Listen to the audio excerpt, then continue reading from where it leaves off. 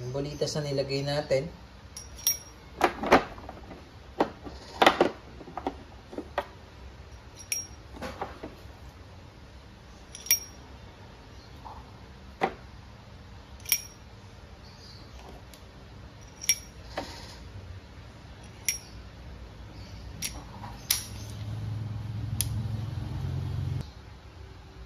Hello guys, welcome to 5th Generation Hobby Shop and welcome to another unboxing and testing. Shoutout po natin Sir Joseph. So ngayon meron tayo ditong revolver. This is model Aris Smith & Wesson 686 2.5 inches CO2 revolver, silver by Aris Airsoft. Ayan. Ito yung kanyang hangin, CO2. Tapos ito yung kanyang shell. Ito yung pinakalagayan ng bala. So dito nilalagay yung bala. So ang bala nito, tatlong klase po. Pwedeng plastic, pwedeng bolitas, pwede ring aluminum ball. Ayan yung tatlong klaseng bala nitong ating Smith & Wesson 2.5 inches CO2 powered revolver. Ayan. Bali, maganda yung pagka-finish niya. Silver finish.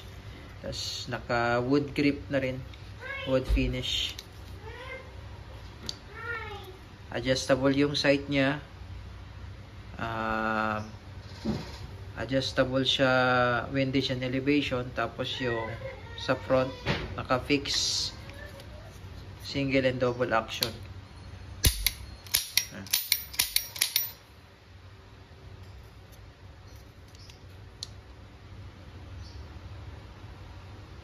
2.5 inches barrel po. Then meron po tayo nitong 3.5 inches na version. Ito naman po yung 3.5. Mas mahaba siya ng 1 inch. Silver din. And Smith & Wesson Airsoft revolver. And ito yung 2.5, ito yung 3.5. So, yan yung available natin na revolver. Ang ganda na finish niyan.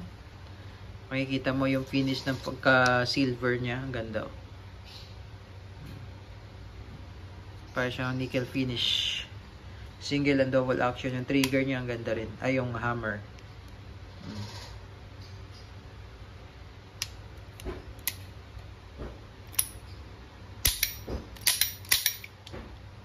Ayan. Ganda ng front sight.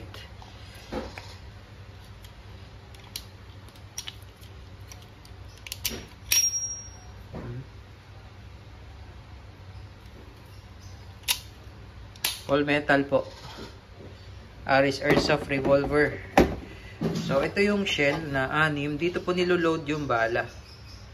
Ayan. So testing natin. Ayan. Again, shout out kay Sir Joseph. Ito yung shell niya. Para siyang plus P na 38. Yan. So makikita nyo may butas po siya, no? Kasi dyan po dumadaan yung hangin, yung pressure para itulak yung bala. So dito po niloload yung bala. So ito yung bolitas. Bolitas.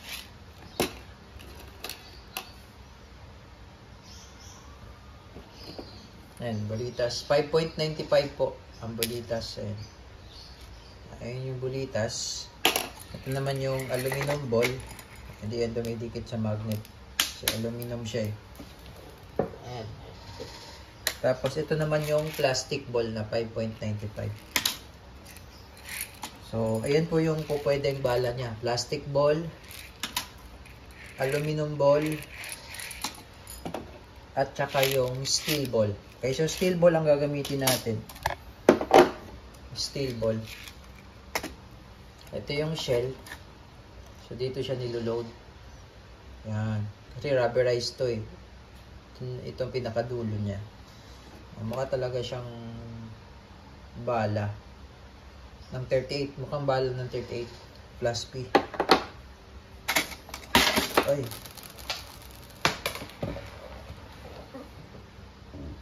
Okay.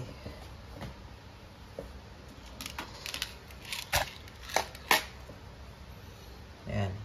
So, bali, ano po ito? 6 din yung kasama niyang shell. 6 na shell. Ito yung cartridge. Ayan.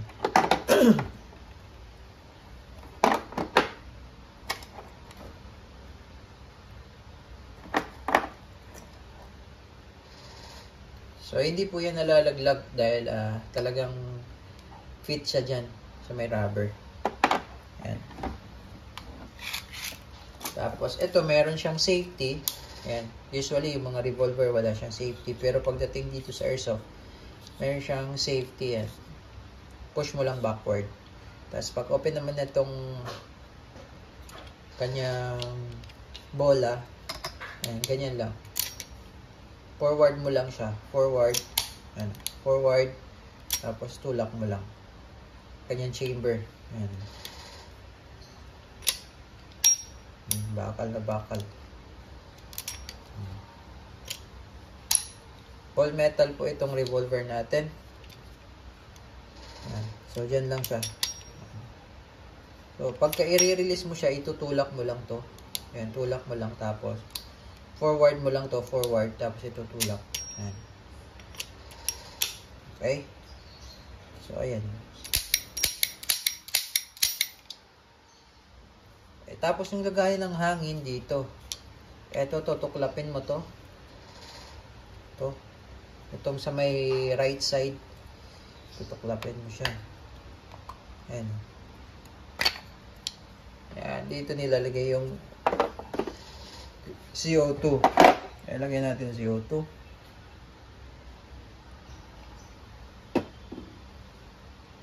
Ito yung allen.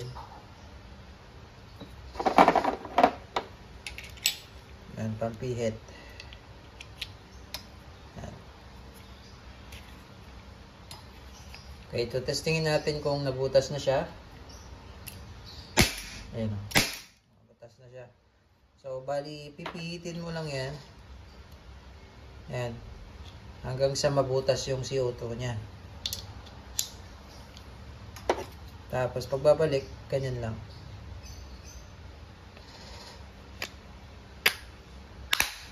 Ayan. Okay, tapos load natin yung shell. Yung bolitas na nilagay natin.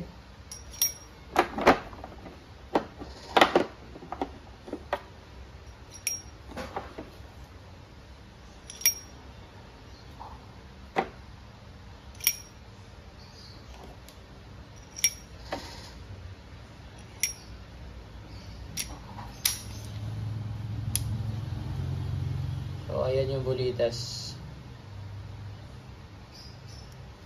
Okay, and testing. Testing, Ares Airsoft, 2.5 inches. Ilagay natin bolitas. So, single action, single and double action po ito. Single action. And firing.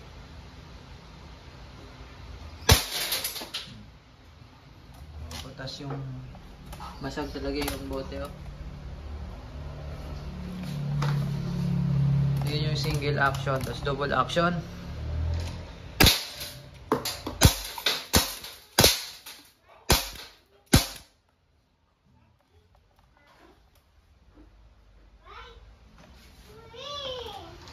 Ganda.